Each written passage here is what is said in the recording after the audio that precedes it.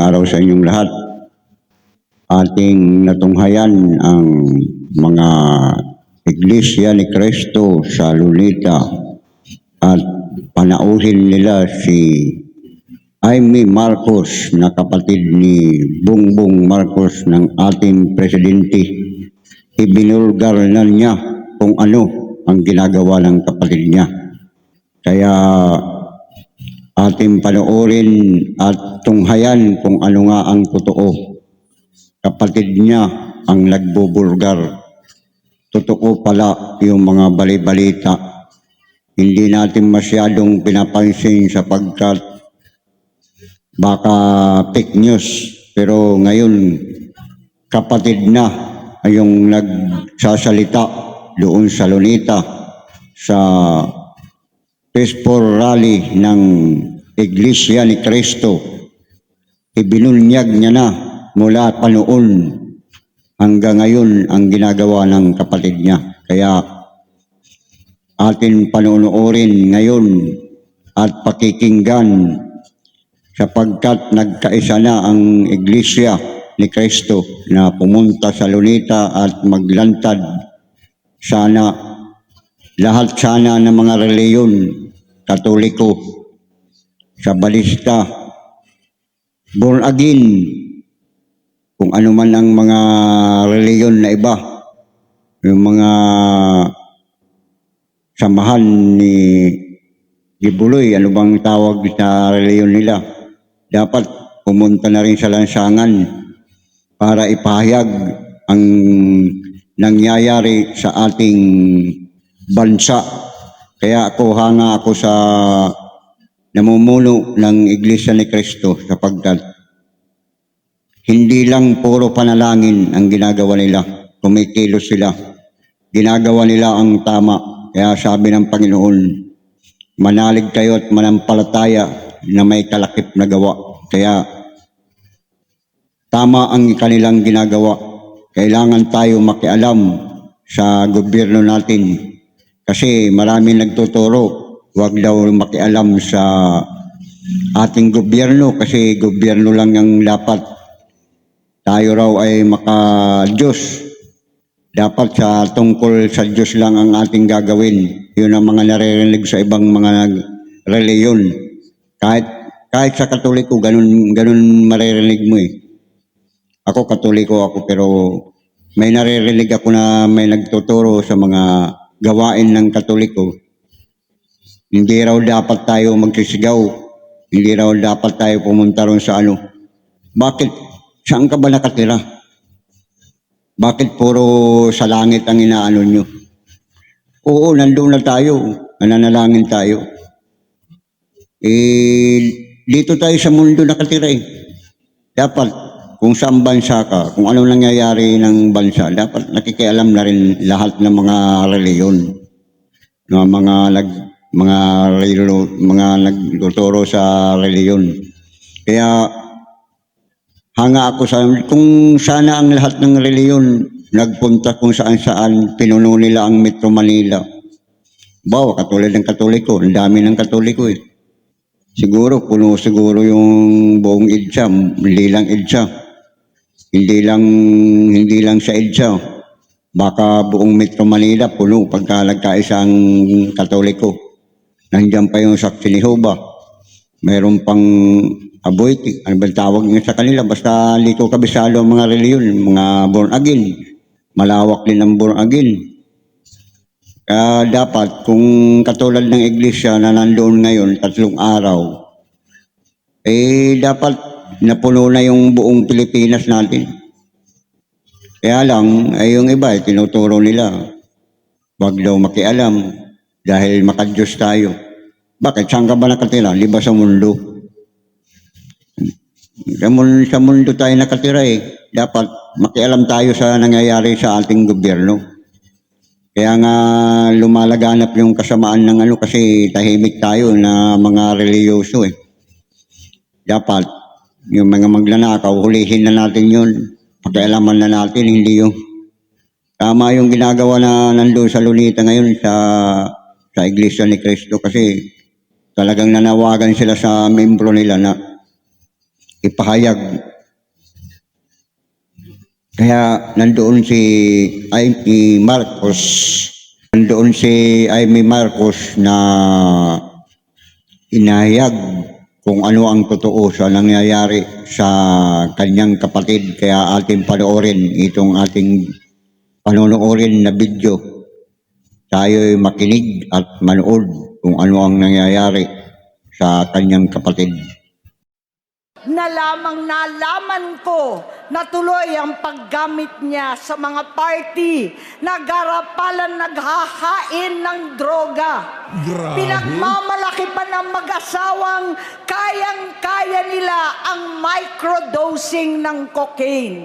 Hati-hatiin daw para 4 na beses sa isang araw. Hanggang sa may nagsumbong na naman sa akin na sa paggising pa lang sa umaga, kasabay ng almusal, marijuana pala. Sendante yan, oh. Yung sa gilid ho, yung sa gilid na larawan naman ho, yan ho ang nangyayaring EDSA People Power Monument. Sa EDSA People Power Monument ho yan. Magpapakilala sa inyo sa susunod na magsasalita. Nako. Siya po ay matagal kong nakasama sa House of Representatives. At ngayon ay kasama ko pa sa Senate of the Philippines. Ang aking kaibigan, ang aking kumare, Yan. Senador Amy Marcos.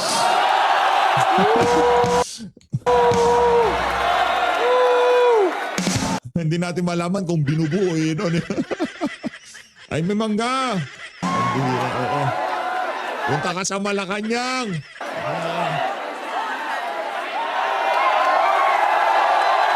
At mga mahal na kapatid, ka-Israel, ka-Bien, ka-Erds, ka-Arnel, lahat ng ating minamahal. Ay, sa mga ano ho ha, bukas ho tayo pupunta dyan sa rally. Last day ha. Magkita-kita ho tayo dyan bukas sa huling araw ng malawakang rally na yan. Ha? Sana, yung last day na yon, yun na rin ho ang last day nung ano, di ba? Sana mag-resign na yung bangag. Bukas last day, tutungo ho tayo dyan sa dyan sa Luneta at dyan sa EDSA. Pupuntaan ho natin yung dalawang venue na yan para makita ho natin yung sitwasyon. Ha? Magkita-kita ho tayo dyan bukas at tapusin na ho natin ang mga dapat tapusin. Na kapatid. Saludo sa INC. Palakpakan ho muna natin kung proud ho kayo. Masaya ho kayo. At ika nga talagang suportado nyo ang ginagawa na yan ng mga kapatid nating INC at KOJC member. I-share nyo ho itong video na to. Kung sang-ayon ho kayo, suportado at talaga namang yung panawagan nila kailangan ng mangyari, i-share nyo ho itong video na to. Higit sa lahat ang classmate ko mula Congress hanggang Senado, Senador Manong Dante Marcoleta. Napakahirap po ang pumunta, tumayo at magsalita sa inyong harapan. Talaga. Pero noon pa man, alam kong walang madali kapag ikaw ay Marcos. Nanginginig ako at ang aking boses, hindi dahil ako'y natatakot sa inyo, kundi dahil nalulungkot po ako. Ipagpaumanhin ninyo kung sa gitna ng pagsasalita ko, ako'y hihinto, hihinga dahil sa bigat ng aking kalooban. Pero hindi yan ang dapat kong ihingin ang paumanhin. Hindi yan ang kasalanan ko sa bayan na dapat ihingi ko ng tawad. Narito po ako dahil sa tawag ng Iglesia ni Cristo para sa transparency, accountability at hustisya. At dahil sa tawag ng sarili kong konsensya Yan. bilang senador, bilang kapatid, bilang Pilipino. Bata pa lamang kami ni Bongbong. Nako! Alam na ng buong pamilya ang problema sa kanya.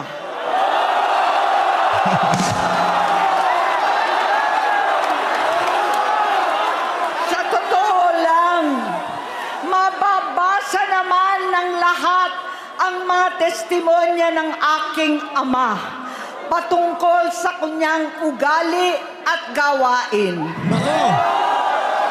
Noon, dahil may tatay pa kami, hindi ko pa siya responsibilidad. Noong tumatanda, ay mas naging nakakabahala. Batid ko na nagda-drug siya. Nako! Nako! Nako! Nagda-drugs daw si Marcos Jr. Base dito sa kanyang kapatid na si Amy Marcos. Meron ho tayong drug addict na presidente. Hindi galing sa akin. Galing kay Amy Marcos. Anak ng tokwa, meron tayong problema dyan. Ang nag-aakusa na nagda-drugs ang presidente natin, si Marcos, ito si Amy Marcos. Paano ho ba yan?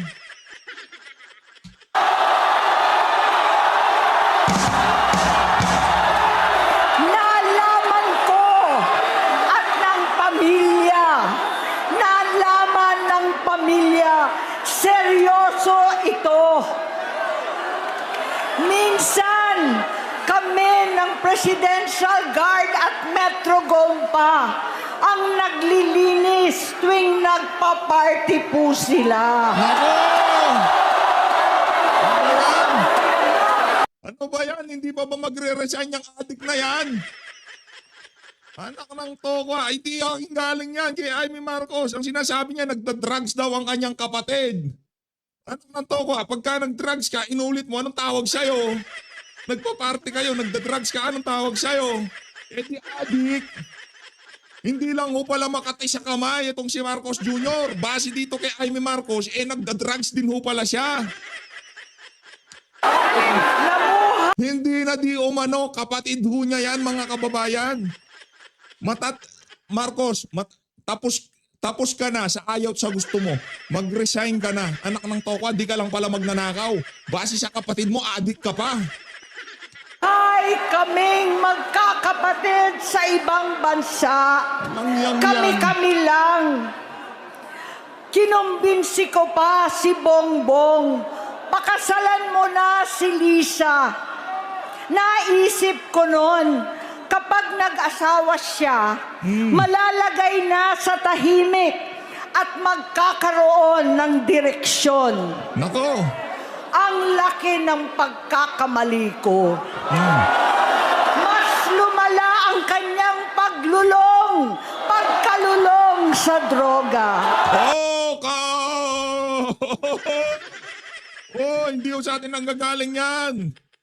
Mas lumada daw ang pagiging addict nitong si Marcos Jr. noong nakasawa niya itong si Lisa Araneta Marcos. Hindi base sa atin. Base sa kanyang kapatid na si Amy Marcos na nakita niya lahat ng galaw na ang bangag na yan. Anak ng Petrang Solid.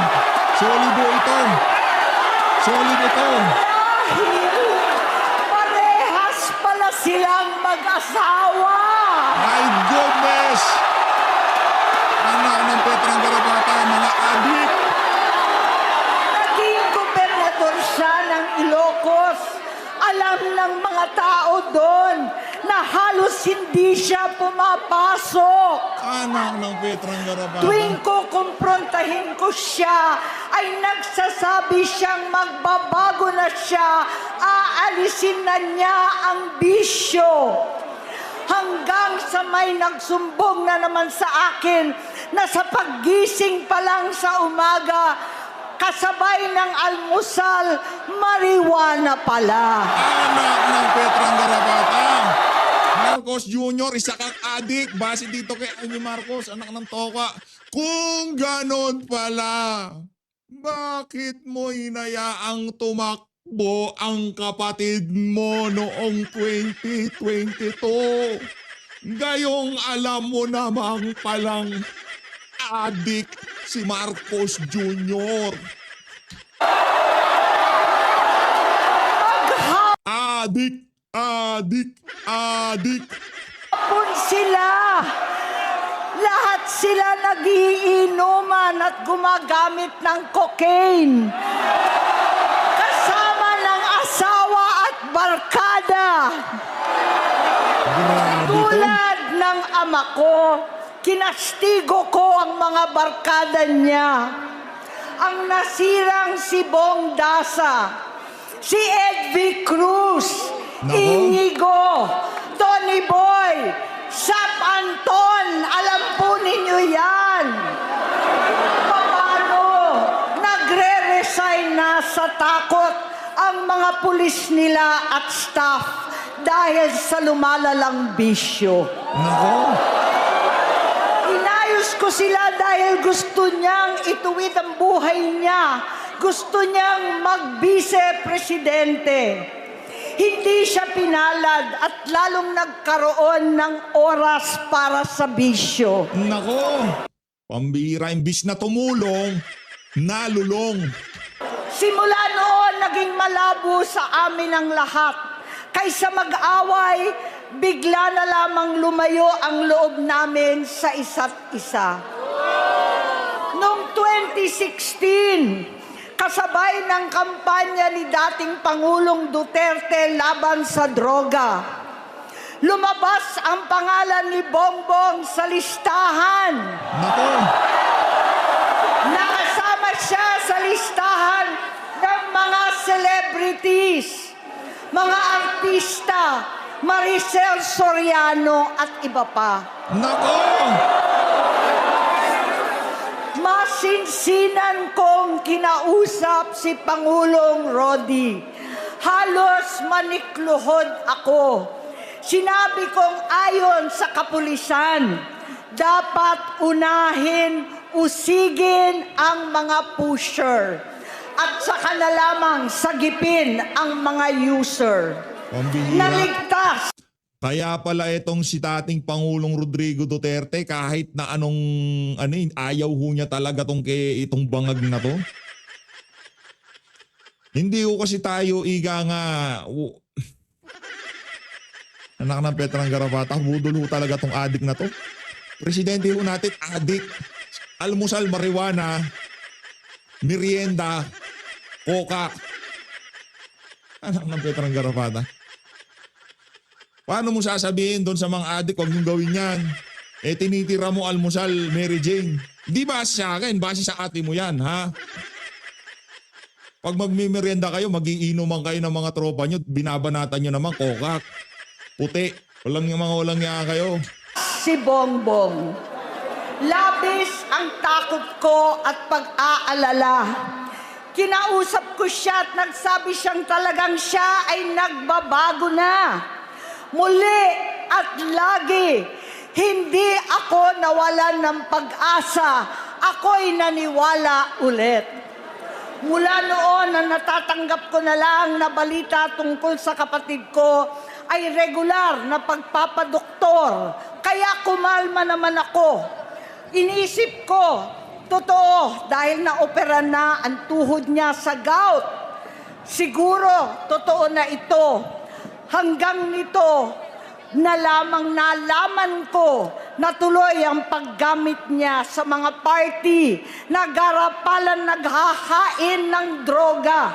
Grabe. Pinagmamalaki pa ng mag-asawang kayang-kaya nila ang microdosing ng cocaine. Hati-hatiin daw para 4 na beses sa isang araw. Hindi mabibisto. Grabe. Ang pampapadoktor, pinalabas nilang pag-stem cell. Nagpapalit daw ng dugo. Nagpapa-blood transfusion. Kayang-kaya raw. Hindi ko maintindihan ang pinagsasabi. Noong 2021, kahit papano, nagkikita kami at nagkakausap. Sumamba siya sa akin, talagang hinintunan niya.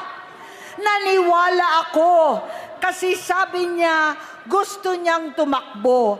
Ang sabi ko, tutulong ako sa abot ng aking makakaya. Ipinakilala ko si Bongbong kay Inday. Nako! Naging magkatandem sila. Pagkatapos noon ay biglang hindi na niya ako ulit kilala. Kahit si Inday, nagtataka, bigla ako na itsapwera. Kahit ganon, nangampanya pa ako para sa kanya, kahit si Inday na lang ang aking nakakausap. Hindi ko alam bakit ako nakaban sa headquarters nila sa Mandaluyong. Hindi ko alam bakit walang nagre-report sa akin tungkol sa kampanya.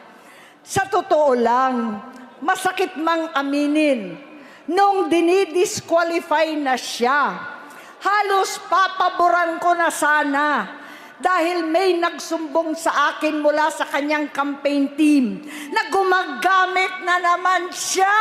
Nako! Nung sinabihan ko, siya at mga taong nasa paligid niya, nagkaisa silang tuluyan akong alisin sa kampanya na ako naman ang bumuo. Grabe. Sinabi nilang gusto ko na siya ay ma-disqualify para ako ang pumalit. Tatapusin na ho natin to, mga walang ya kayo. Mga walang ya kayo. Sa gusto nyo matatapos ito. Dito sa 3 araw na rally na to. Bukas ho mga kababayan, magkita-kita ho tayo dyan. Lang yan. Hindi totoo yun. Iniisip ko ang kalagayan ng aking kapatid at paano siya magsisilbi kung ganyan ang kalagayan niya. Pero pinaparating sa akin na hindi siya lulong at minsan na lamang tuwing nagpa-party. Hindi ko maipaliwanag bakit gusto kong maniwala at hindi mawalan ng pag-asa. Noong nanalo siya, naging pinakamalayo na kami sa isa't isa. Maliban sa opisyal na tagpuan at kapag pumupunta yung nanay namin, hindi ako sumama sa loob ng 3 taon dyan sa Malacanang. Grabe Dahil naman. lantaran na doon ang inuman, ang paggamit nila ng cocaine at mga bawal na gamot. Grabe.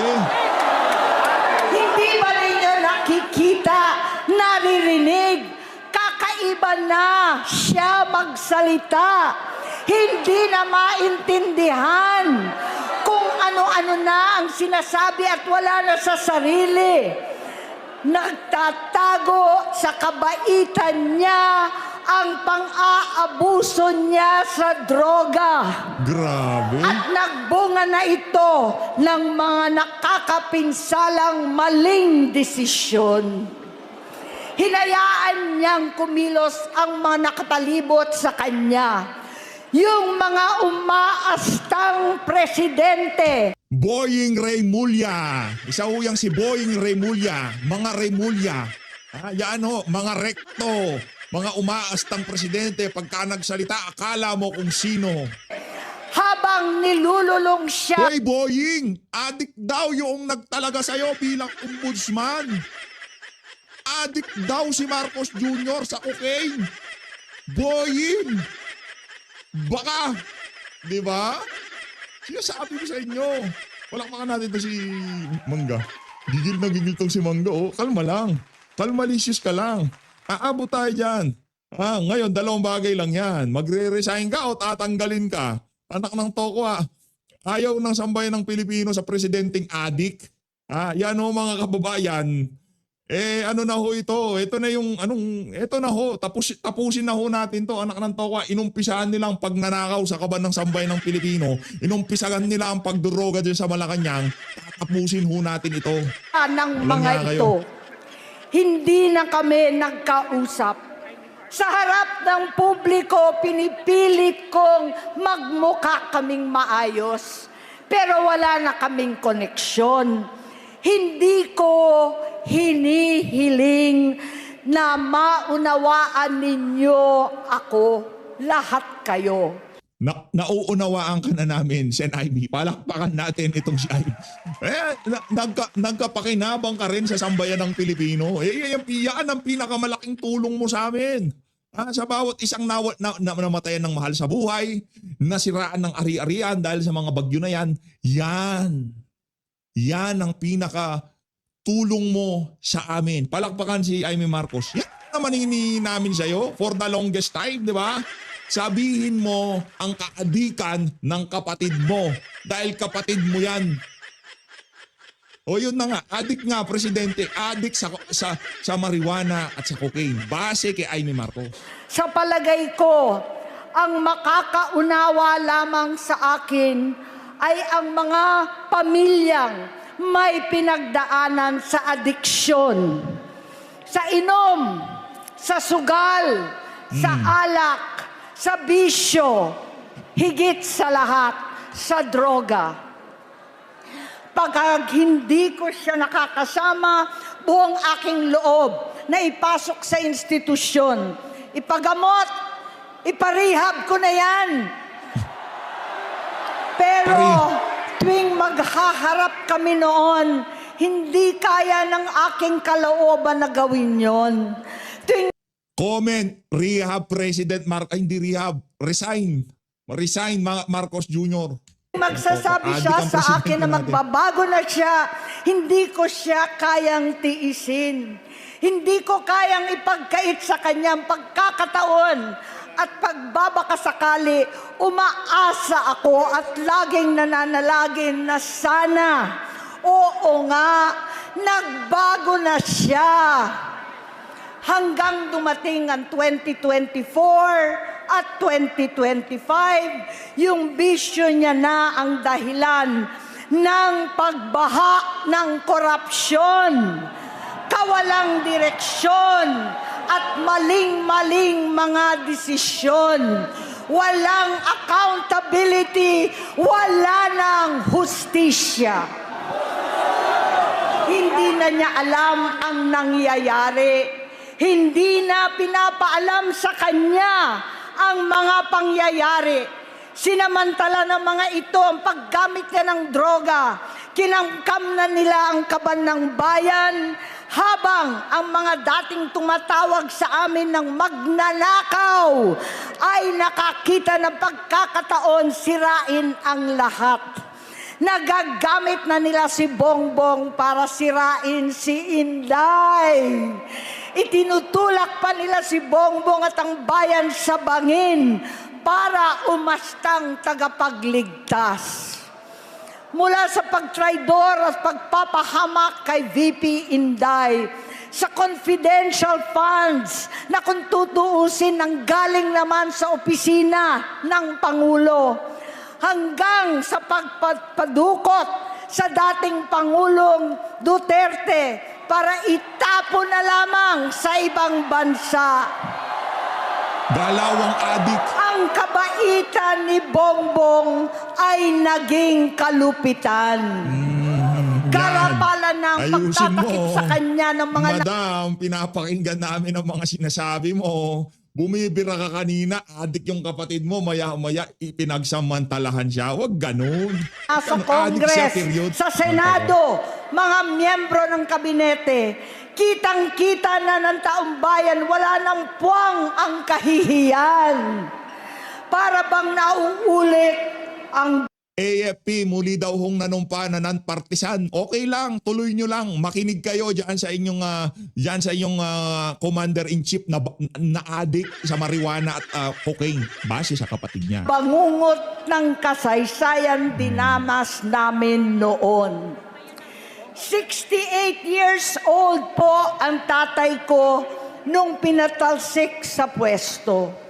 68 years old na rin si Bongbong ngayon.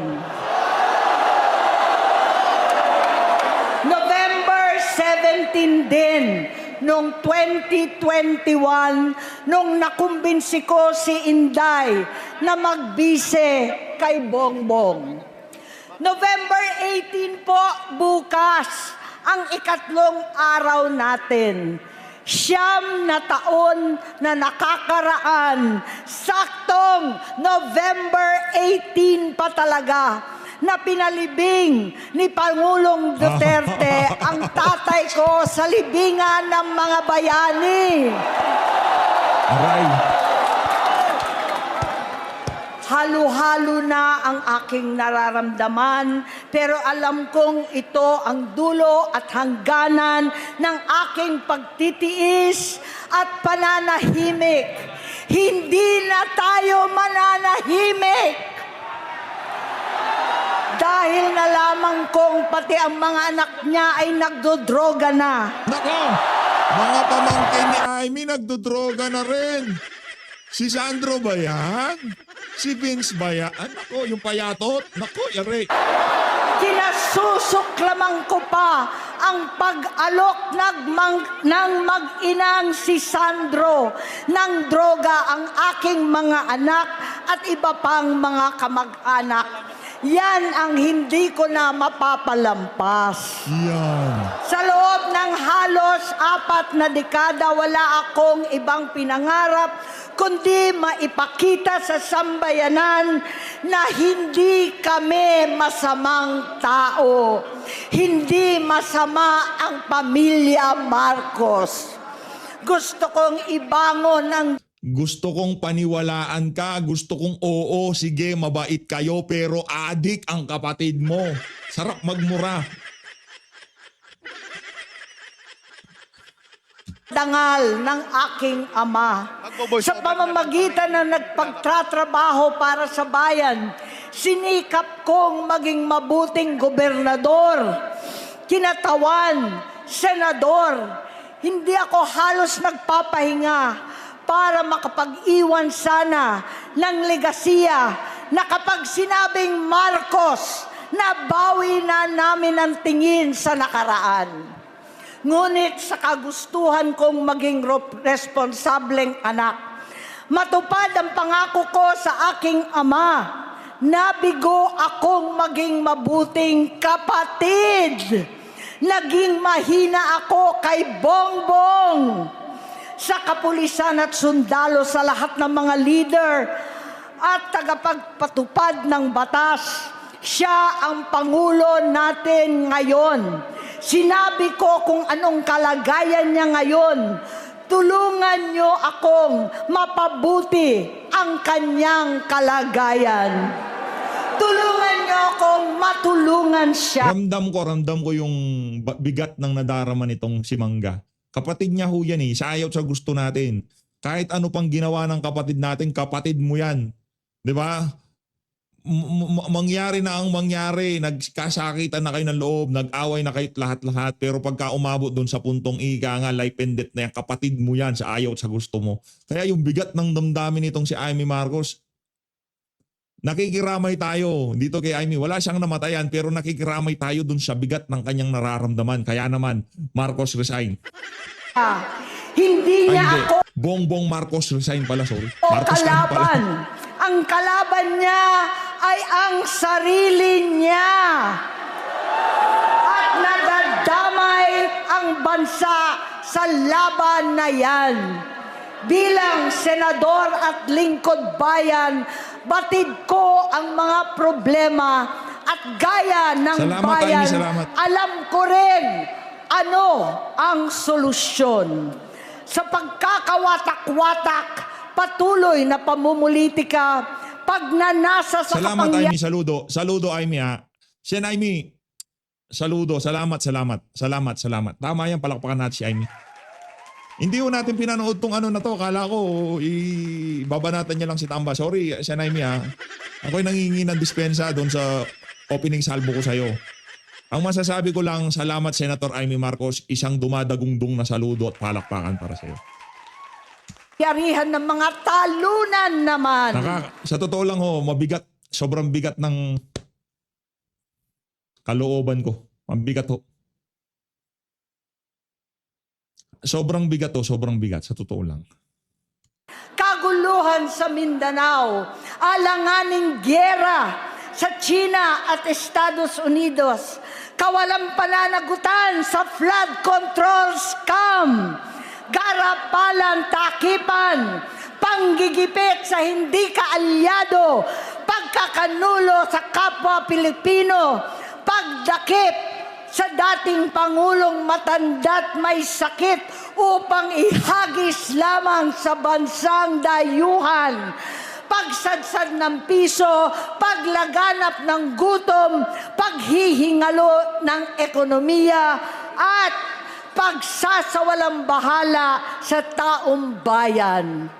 Ang delubyo at kalamidad na Shout out dito kay Ping Lacson Boy Tagot, dito kay Tito Soto, yung amo nyo daw, adik.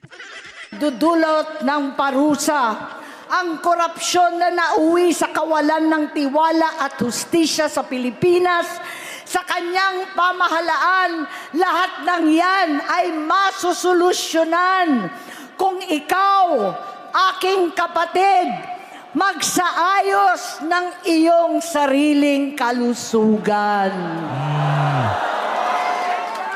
Kapag humupa ang ingay sa politika, kapag umuwi na kami sa aming pamilya, hindi bilang senador, kundi bilang ate, bilang si Manang Amy ni Bonget, kaya itong sasabihin Mabigat. sa harap ng taong bayan, sa harap ninyong lahat at sa harap ni Bongbong. Bonget, magtatatlong taon na tayong hindi nagkakausap. 3 taon ko nang sinusubukan muli na ako'y pakinggan. Siguro ngayon ay makakariting ng buo ang gusto kong sabihin. Walang mababawasan, hindi madadagdagan. Bongbong, nag-aalala sa iyo si Manang.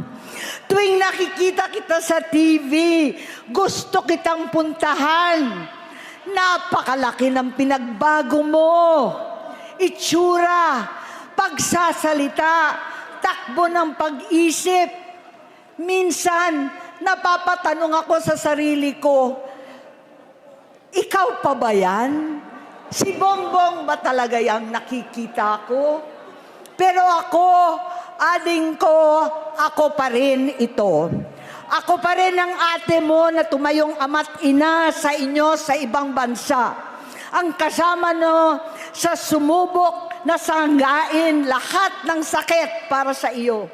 Ang kapatid mo na hindi mo kailangan hingan ng tawad dahil agad ka nang iniintindi at tatanggapin dahil mahal kita.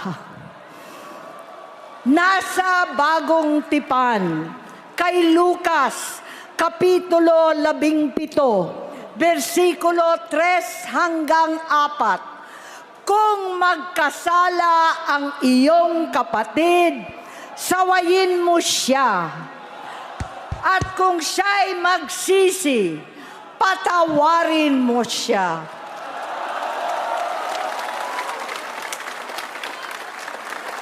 Tama na, ading ko. Tapusin mo na ang paghihirap mo at ng bayan. Gaya noong umalis tayo sa palasyo, kaya ko pa rin hawakan ang iyong kamay, huwag kang matakot. Malaki na ang dulot sa iyo ng droga. Sinisisi ko ang sarili ko dahil hindi ako nakinig sa mga sumbong. Hindi ako nakialam. Hindi ako maniwala. Pero hindi pa huli ang lahat. Tama na, ading ko. Magpahinga na tayo. Umuwi na tayo. Magpagamot, magpagaling at nangangako ako. Hindi ako malilingat, hindi ako magkukulang. Lahat ng kasama mo ngayon, hindi natin kasama sa pinakamadilim na bahagi ng buhay natin. Kasama mo sila ngayon dahil nasa taas ka pa. Ako, at ang ating mga tunay na kapatid dito sa Luneta ang kasama mo kahit magdilim ulit ang lahat. Talikuran mo ang iniisip at ibinubulong nilang ambisyon.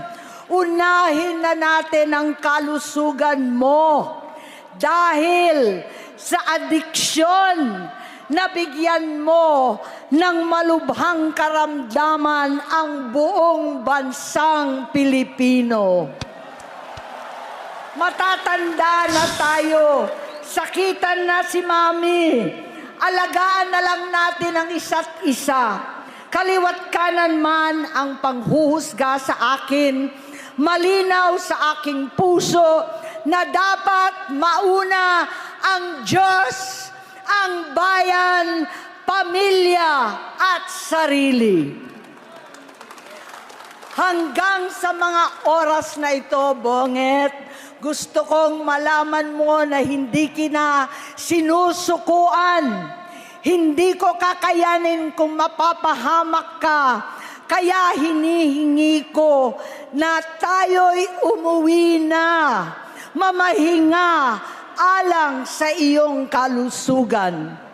Kaya kung mabigo at mawala sa iyo ang posisyon, pero hindi ko kayang mawala ka sa amin. Ayusin mo ang sarili mo. Magpagamot, alisin ang droga sa iyong sistema. Wala akong ibang gusto, kundi gumaling ka, malampasan natin ito muli. Dahil wala akong ibang hinahangad bilang ate, kundi maging masaya ka, maging ligtas sa panganib, malusog, matagumpay sa buhay.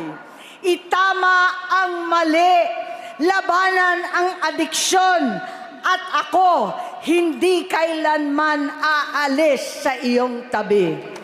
Susuporta at hindi titigil manalangin kasama ninyo dito sa Luneta at sa buong mundo. Dahil iyon naman ang tungkulin at ibig sabihin ng salitang kapatid, kapatid, mabuhay kayong magkakapatid.